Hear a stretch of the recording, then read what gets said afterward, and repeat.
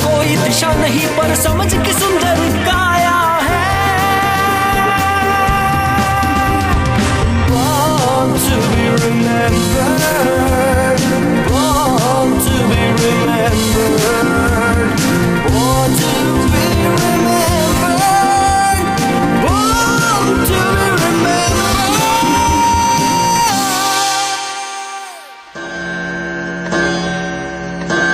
दोस्तों, इस बात में कोई दो राय नहीं है कि समय सबसे प्रबल है।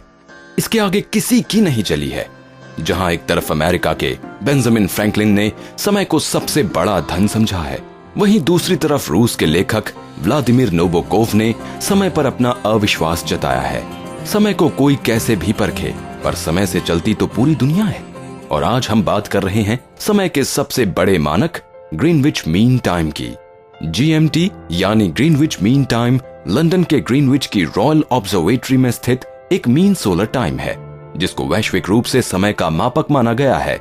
आज ही के दिन यानी 1 नवंबर 1884 में अमेरिका के वॉशिंगटन DC के अंतरराष्ट्रीय मेरिडियन सम्मेलन में GMT को सार्वभौमिक रूप से अपनाया गया और उसके बाद एक अंतरराष्ट्रीय डेट लाइन और 24 टाइम जोन्स भी बनाए गए।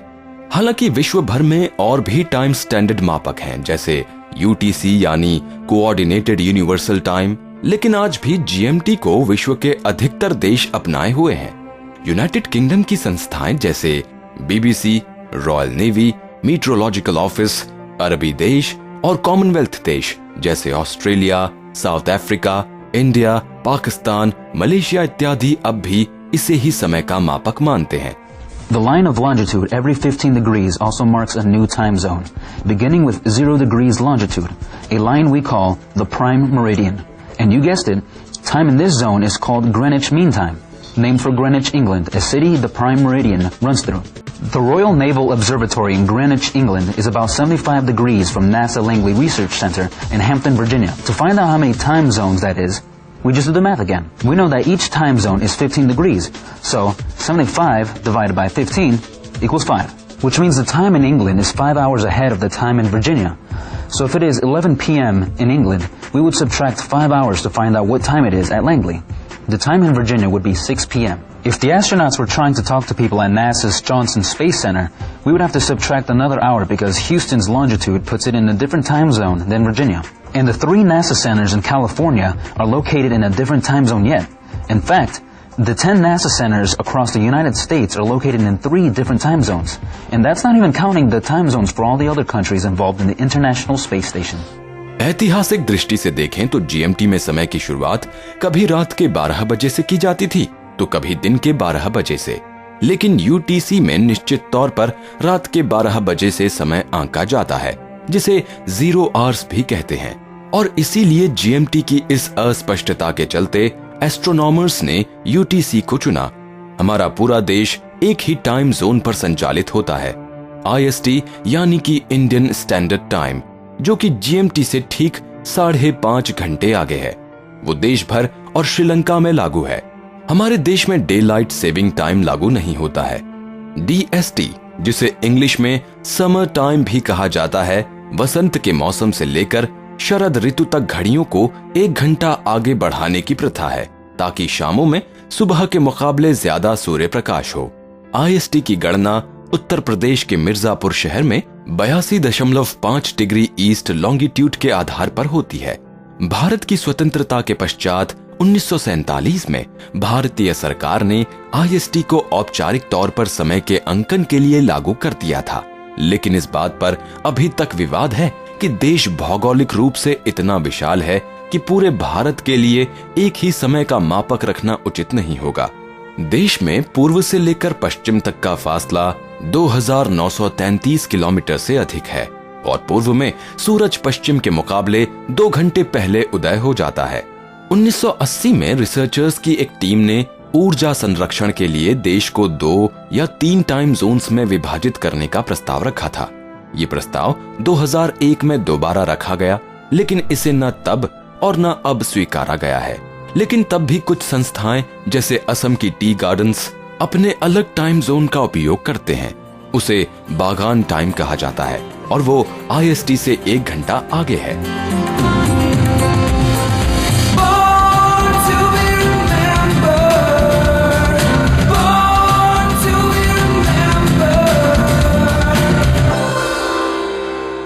दोस्तों, कहते हैं कि न्याय की देवी की आंखों में पट्टी बंधी होती है, लेकिन इसका मतलब ये नहीं कि कानून अंधा होता है, बल्कि ये इस बात का संकेत है कि न्याय विवेक से और साक्ष्य पर आधारित होना चाहिए। न्याय न केवल होना ही चाहिए, बल्कि इसे दिखना भी चाहिए। आपने सुना ही होगा कि न्याय नीरक्षीर की तरह होना चाहिए, यानी कि जिस तरह से दूध से पानी अलग किया जाए, उसी तरह से न्याय को साक्ष्यों से निकाला जाए। इससे समझा जा सकता है कि न्याय के मानदंड कितने उच्च हैं। आज हम बात कर रहे हैं देश में न्याय व्यवस्था की सर्वोच्च अदालत के पूर्व मुखिया जस्टिस रमेश चंद्र लाहोटी की, जो 1 जून 2004 को सुप्रीम कोर्ट के चीफ जस्टिस बने और 17 महीनों तक इस पद पर रहते हुए 1 नवंबर 2005 को सेवानिवृत्त हुए। वर्तमान समय में इतने ज्यादा समय तक रहने वाले वो एकमात्र जस्टिस हैं।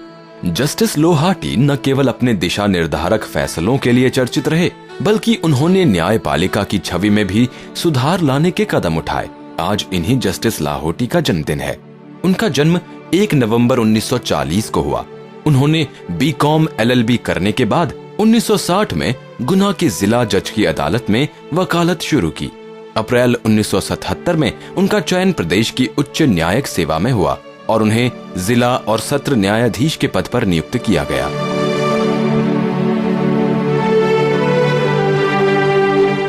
एक वर्ष तक जिला जज रहने के बाद उन्होंने इस पद से इस्तीफा दे दिया और उच्च न्यायालय में प्रैक्टिस करने लगे।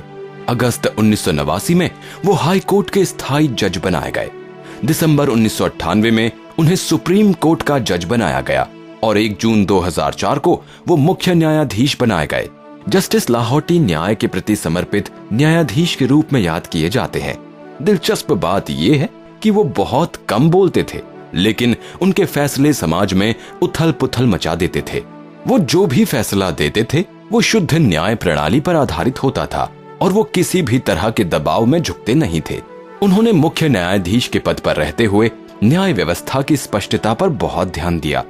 एक ऐतिहासिक फैसले में उन्होंने पंजाब हरियाणा हाई कोर्ट के उस फैसले पर मुहर लगाई जिसमें कोर्ट ने 2 से ज्यादा बच्चे होने पर स्थानीय निकायों के चुनाव में भाग लेने पर रोक लगाई थी। इस फैसले का असर भविष्य में जनसंख्या नियंत्रण में दिखाई देने की संभावना है। जस्टिस लाहोटी ने न्याय से संबंधित कई सेमिनारों और कॉन्फ्रेंसेस में भाग लिया। अगस्त सितंबर 2003 में उन्होंने जापान में लॉ एशिया कॉन्फ्रेंस में भागीदारी की। फरवरी 2004 में कराची में हुए सार्क लॉ कॉन्फ्रेंस में, जनवरी 2004 में जर्मनी में biennial conference of international law association आदि सेमिनार और कॉन्फ्रेंसेस में भागीदारी की।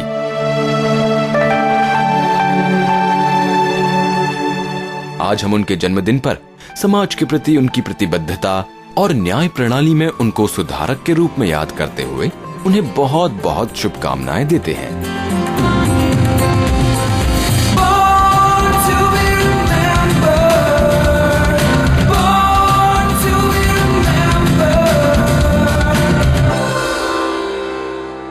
एक रनर के लिए उसके पैर, एक निशानेबाज के लिए उसकी आंखें, एक गायक के लिए उसका कंठ और एक नाविक के लिए उसके हाथ।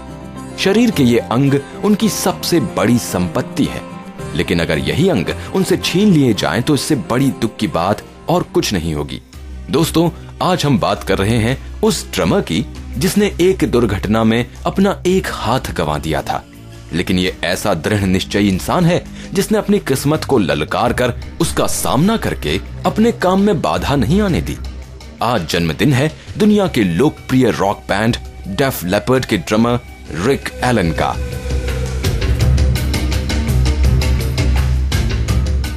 जिन्हें लोग ओबी ऑब्लिवियन, बस हेड, द थंडर गॉड और ट्राइपॉड जैसे नामों से भी जानते हैं। ये लोकोक्ति कि जहां चाह है वहां राह है कि शायद सबसे बेहतरीन मिसाल है। यूके की गिगवाइज वेबसाइट ने उन्हें अभी तक के 100 सबसे बेहतरीन ड्रमर्स की सूची में 7वीं श्रेणी प्रदान की है। रिचर्ड जॉन सिरिल एलन के नाम से 1 नवंबर 1963 में इंग्लैंड के शेफील्ड शहर में जन्मे रिक ने सिर्फ 10 वर्ष की उम्र में ड्रम्स बजाना शुरू कर दिया था। 12 वर्ष में वो लोकल क्लब्स में भी बजाने लग गए थे। 15 वर्ष की उम्र में एक दिन उन्होंने एक लोकल अखबार में देखा कि एक बैंड को एक ड्रमर की जरूरत है। वो बैंड डेफ लेपर्ड का निकला और हालांकि रिक बाकी के सदस्यों से उम्र में बहुत छोटे थे, तब भी उनकी प्रतिभा को देखकर उन्हें चुन लिया गया। डेफ लेपर्ड की पहली 2 एल्बम्स 1980 में रिलीज हुई ऑन थ्रू द नाइट और 1981 में हुई high and dry heavy metal थी और इस वजह से उन्हें new wave of British heavy metal movement का लीडर भी माना गया। लेकिन उन्हें असली प्रसिद्धि मिली 1983 में रिलीज की गई मेन स्ट्रीम और अनमैथिक एल्बम पायरोमीनिया से, जो कि जनता के बीच बहुत लोकप्रिय हुई।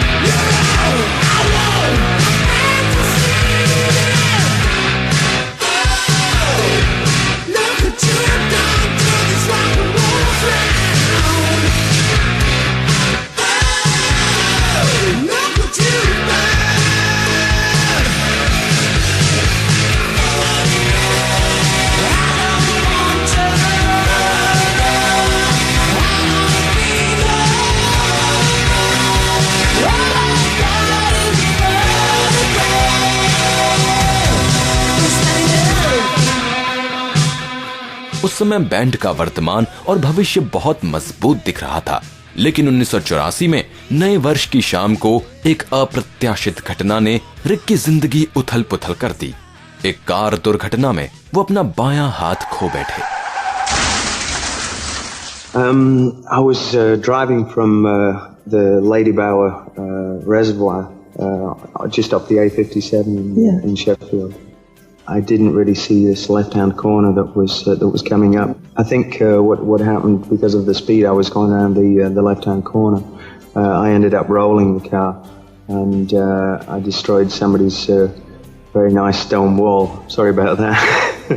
The seat belt apparently wasn't clipped in properly, and it was the seat belt that actually came across my chest and actually severed my arm. Yeah, I left the car and landed in a field, and I think my arm was left in the car. लेकिन इस दुर्घटना ने रिक का ना तो हौसला तोड़ा और ना ही इच्छा शक्ति। उन्होंने एक इलेक्ट्रॉनिक ड्रम सेट बनाया जिसमें उनका बायां पैर उनके बायां हाथ का काम करता था। 1987 में वो हिस्टीरिया एल्बम के साथ दोबारा बैंड में प्रकट हुए। रिक ने कीर्तनों पर आधारित कृष्णा दास की एल्बम में भी अपना योगदान दिया है। रिक बताते हैं कि अस्पताल में शाकाहारी होने की वजह से उन्हें खाने को लेकर काफी मुसीबत हुई, क्योंकि वहां आमतौर पर मीट परोसा जाता था। एक बार उनके हिंदू धर्म में विश्वास रखने वाले प्रोड्यूसर मट लैंग ने उनके लिए 2 हिंदू लोग भेजे जो उनके लिए शाकाहारी खाना बनाते थे। जिस रिक को 6 महीने अस्पताल में रहने के लिए कहा गया था, उसे सिर्फ 3.5 हफ्ते बाद छुट्टी मिल गई। तब से उनके मन में हिंदू धर्म के लिए कुछ न कुछ करने की इच्छा थी। रिक सिर्फ एक अच्छे ड्रमर ही नहीं बल्कि एक अच्छे इंसान भी है। उन्होंने अपनी पत्नी के साथ मिलकर सन 2000 में रेवन ड्रम फाउंडेशन स्थापित किया, जिसमें वो शारीरिक रूप से विकलांग लोगों का हौसला बुलंद करने के लिए निशुल्क शैक्षिक कार्यक्रम प्रदान करवाते हैं। सन 2005 में इराक से लौटे वो सैनिक जो जंग में अपने हाथ खो बैठे थे, रिक उनसे मिले और उन्हें जीवन में निराश न होने का साहस बंधाया। रिक के इन महान कर्मों की वजह से उन्हें उनकी मानवता और वीरता के लिए कई पुरस्कार मिले हैं। आज रिक के जन्मदिन पर इन्हीं का एक गाना सुनकर हम और डेफ लेपर्ड के फैंस इन्हें ढेरों बधाइयां देते हैं।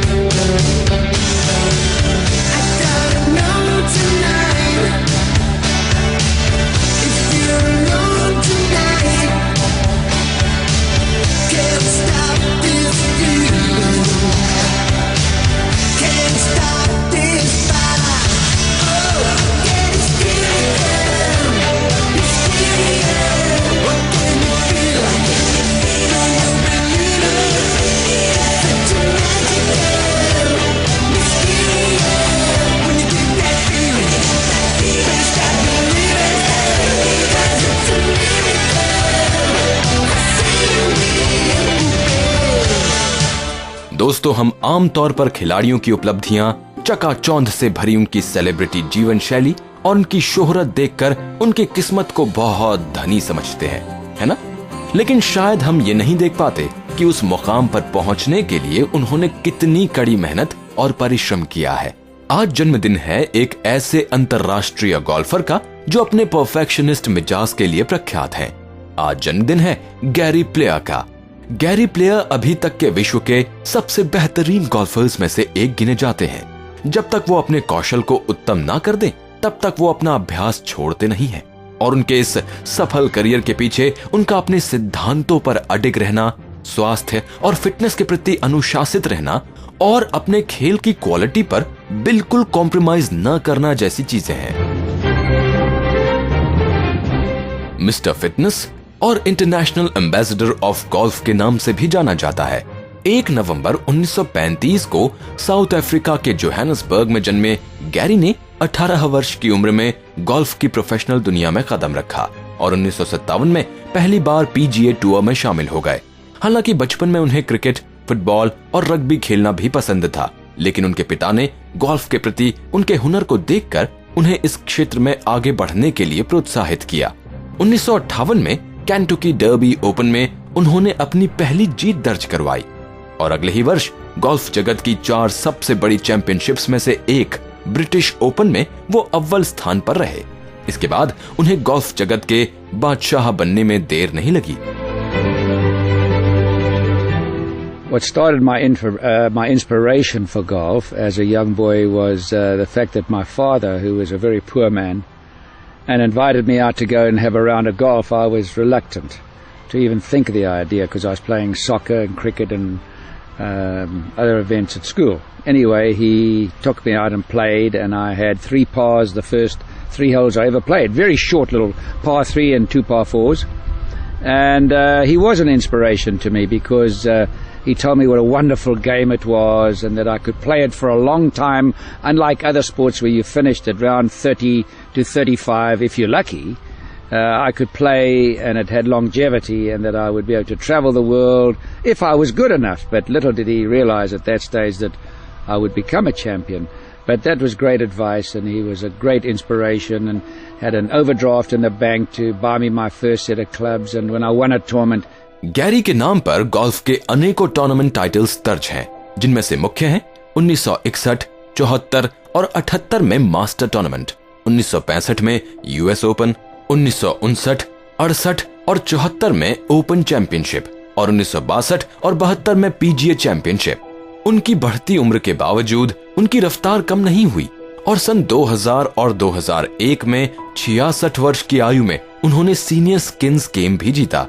गैरी अंतर्राष्ट्रीय स्तर पर सिर्फ गोल्फ के लिए ही नहीं बल्कि एक कुशल व्यापारी होने के लिए भी मशहूर हैं। उन्होंने कई टूर्नामेंट्स के गोल्फ कोर्सेज डिजाइन किए हैं और गोल्फ के ऊपर कई किताबें भी लिखी हैं। उनकी कंपनी गैरी प्लेयर डिजाइन ने 35 देशों में 325 से अधिक प्रोजेक्ट्स निष्पादित किए हैं। गोल्फ कोर्स डिजाइन करने के अलावा इनकी कंपनी नए व्यापारियों को एक सफल और स्थायी व्यापार संचालित करने में मदद करती है। उनका मिशन है कि कंपनीज को उन्हें इस तरीके से संचालित करना है जिस तरीके से उन्होंने खुद को और अपने खेल को 50 वर्षों तक सुव्यवस्थित रखा है।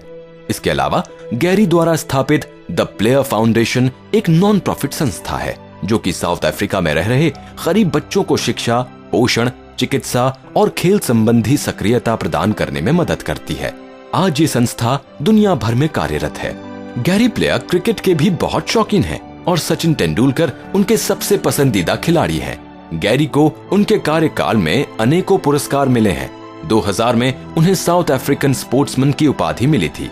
उन्हें 2003 में गोल्फ में श्रेष्ठता के लिए साउथ अफ्रीका के तब के राष्ट्रपति थाबो अम्बेकी द्वारा ऑर्डर ऑफ इखामंगा भी मिला। 2012 में वो PGA tours life time achievement award के पहले अंतरराष्ट्रीय प्राप्तकर्ता बने। Plain hard work. Trying to improve my mind, reading a lot of Winston Churchill and Mahatma Gandhi, and also the fact that I exercise, being of small stature. I realized that my brother, before he went to the last World War at the age of 17, he said to me, "Promise me you'll exercise for the rest of your life. I might not come back from the war." And I made that promise and I've adhered to that. And even today, at the age of 73, I still do 1,000 sit-ups every time I go to the gym right now. So exercise, mind, beating balls. I could honestly look at the camera and say that these 10 hands have hit more balls than any man that ever lived. Now, Vijay Singh might pass me one day if he plays golf to the age of 73. If he doesn't, I will have hit the most balls that has ever lived. Simply by making the effort to start something, you will be miles ahead of almost everything else. Gary player के इस प्रेरणादायक उदाहरण के साथ हम आज उनको उनके जन्मदिन पर ढेरों बधाइयां देते हैं।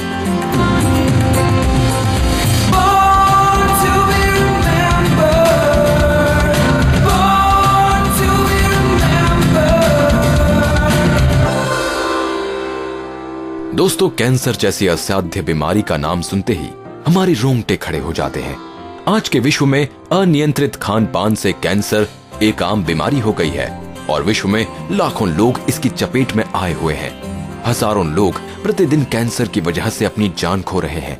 अगर शुरुआती दौर में इस बीमारी का पता चल जाए तो इसका इलाज संभव है, लेकिन ज्यादातर मामलों में इस बीमारी का पता इसकी अंतिम अवस्था में ही चलता है। इसके इलाज की एक विधि रेडिएशन है। आपको जानकर आश्चर्य होगा कि इस इलाज की विधि की खोज तकरीबन 1 शतक पहले 1914 में हुई। इसकी खोज एक आयरिश साइंटिस्ट जॉन जॉली ने की, जिनका आज जन्मदिन है और जिनकी खोज ने न मालूम कितने बीमारों को इस घातक बीमारी से बचाकर जीवन दान दिया। जॉन का जन्म 1 नवंबर 1857 को आयरलैंड के ऑफली काउंटी के हॉलीवुड हाउस में हुआ। 1876 में उन्होंने डबलिन के ट्रिनिटी कॉलेज में इंजीनियरिंग में एडमिशन लिया और 1882 में वो प्रथम स्थान के साथ पास हुए। दिलचस्प बात यह है कि एक इंजीनियरिंग के स्टूडेंट होने के बावजूद उन्होंने आधुनिक साहित्य में ऑनर्स के साथ फर्स्ट क्लास की डिग्री भी ली।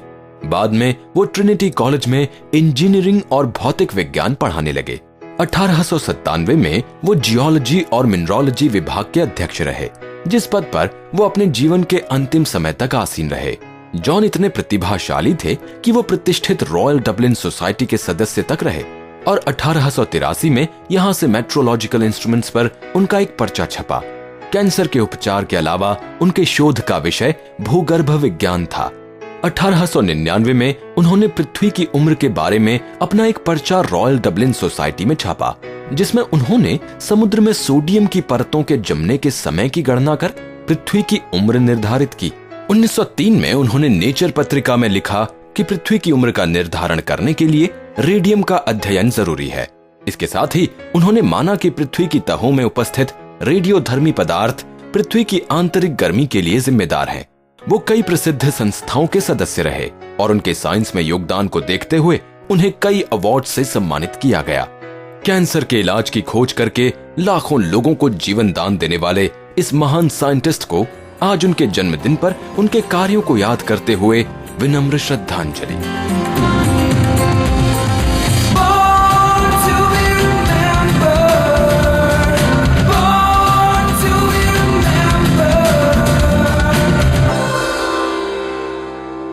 अब अपने दोस्त संदीप भट्ट को आज का एपिसोड यहीं पर समाप्त करने की दीजिए अनुमति। नमस्कार।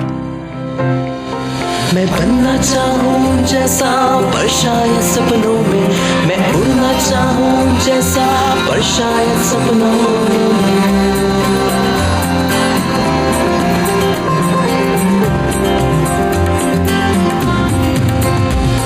सपनों की है उड़ान, कांटे बन गए फूल समान, रोक न पाए वो मुझको मुट्ठी में मेरी आसमान।